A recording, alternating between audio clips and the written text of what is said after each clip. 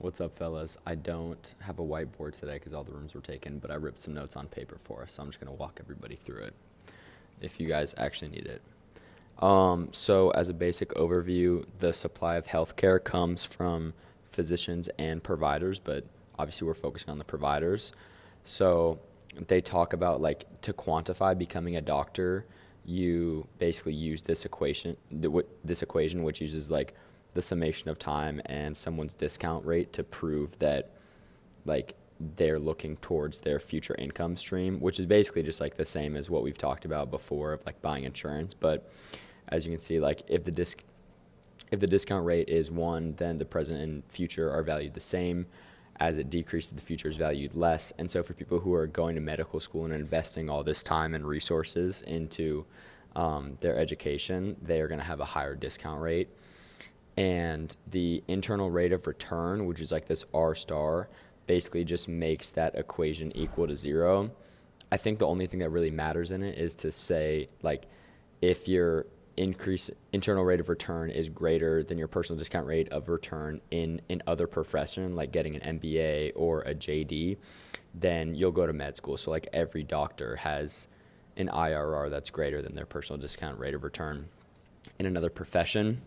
Here are just like some stats about what the rate of return is for doctors. I don't necessarily know how accurate this is, but like she had just talked about it in class. And then I think like it could be important to understand the American Medical Association and just like its background and how talking about how it could be a barrier to entry. I don't know for sure.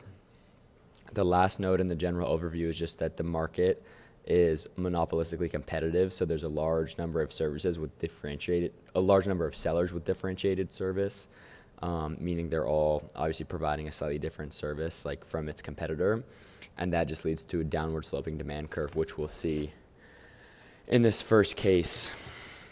So this first case is when physicians set their own price and quantity for like their own firm. So obviously this is just like a profit function where X is like the unit of medical service, P is price, and C is marginal cost. And then the net benefit for like a patient is just based on total benefit minus the total cost for that person. So net benefit naught is benefit from a competing physician, and then net benefit star is just from an OG provider. So the goal is obviously to have like, if you're the OG provider, to have a greater net benefit for the patient than your competitor.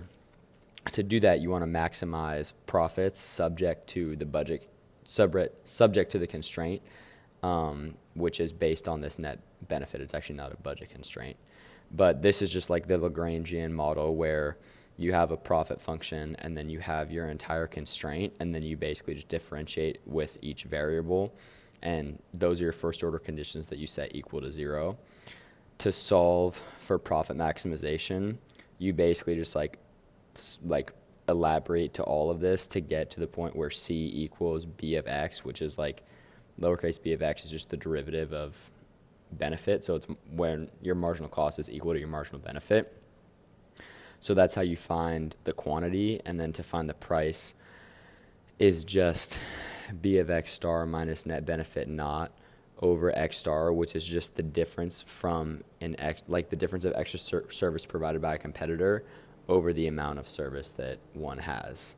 And then graphically, I think this will be important to have on the test, but we basically have benefit and cost on the y-axis and good like service on the x-axis.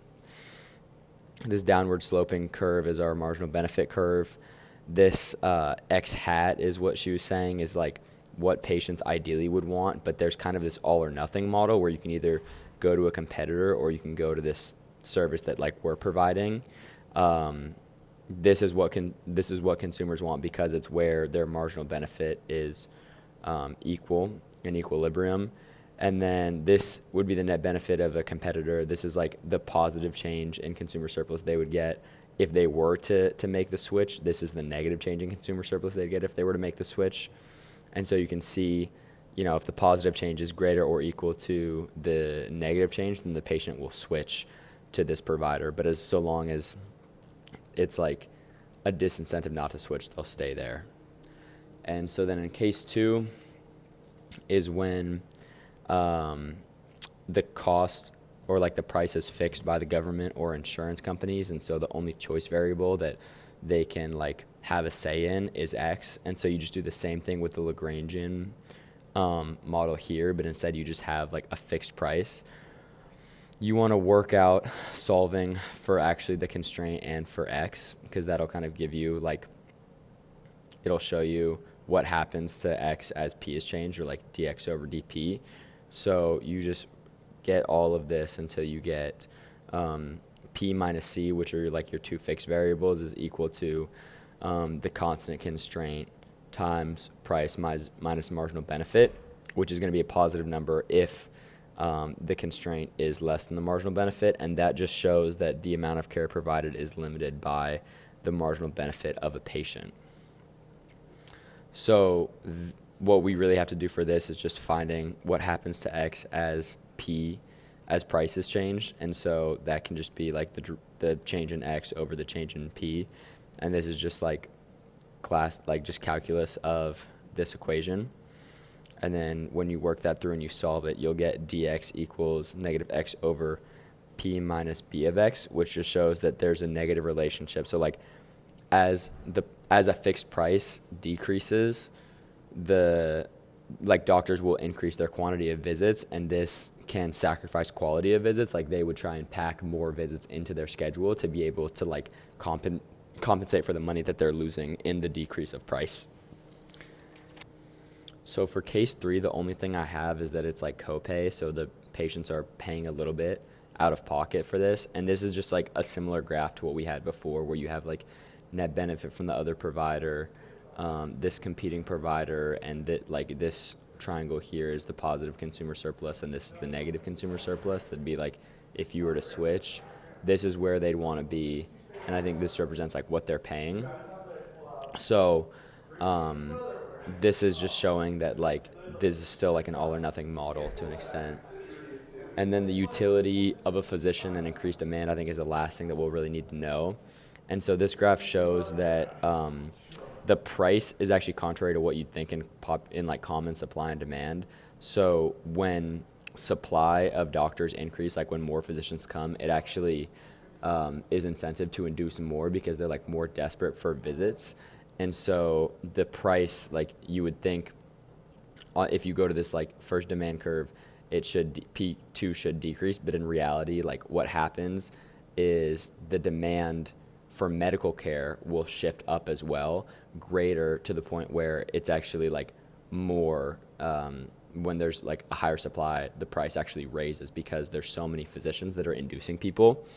And then the last thing that I think will be important is like we can see the utility of physicians is based on income and inducement. And then income is a function of inducement. So obviously like physicians will induce people for more money to like get a larger treatment or like a more expensive treatment.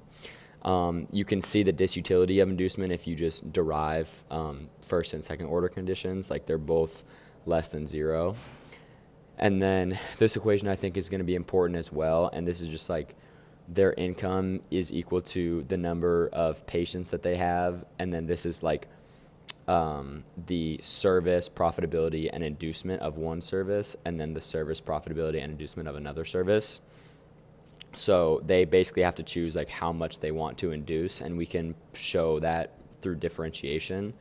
So if you just like derive these with respect to I, then they both will equal out to negative u of I over negative uy, which just shows that how the physician balances this utility of inducement with the utility of income, so that the money made from service 1 and 2 is like the same amount in equilibrium.